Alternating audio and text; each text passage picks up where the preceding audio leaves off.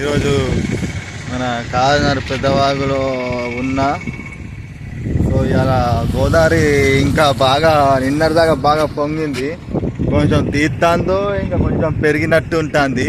So ప్రస్తుతానికి మేము ఇప్పుడు బ్రిడ్జ్ మీద ఉన్నాము. ఇక బ్రిడ్జ్ ఏంటంటే ఇక కొంత పలిగింది, అందేళ్ళి బ్రిడ్జ్ తీరే అవుతుంది. మరి ఉంటుందా పోతుందా తెలియదు. ఏంటంటే బండ్లు పోయిన కొద్దీ ఇంకా బాగా ఇదవుతుంది. ఇగో రోడ్ అంతా పలిగినట్టున్నది. చూడు ఫ్రెండ్స్, చూడండి, ఇగో రోడ్ అంతా పలిగినట్టున్నది. ఇంకా కొంచెం ఏంటంటే ఇంకా భయంకరంగా వస్తుంది.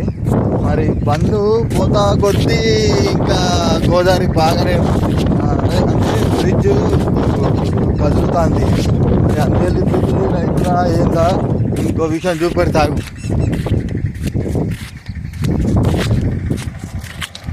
ఇగో బండ్లు పోతా కొద్దీ కదులుతుంది, బాగా పరిస్థితి దారుణంగా ఉన్నది.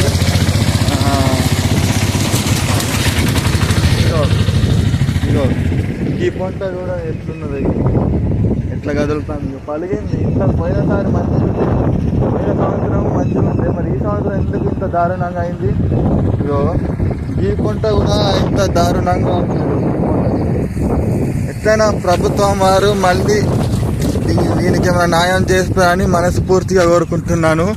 సో కాగజ్ నగర్ పెద్దవాగు, ఈ అందేళ్ళి ఇత్యాల చిన్నయినం కాడికెళ్ళి బెంచల్పేట్ అగడగూడ కాడికెళ్ళి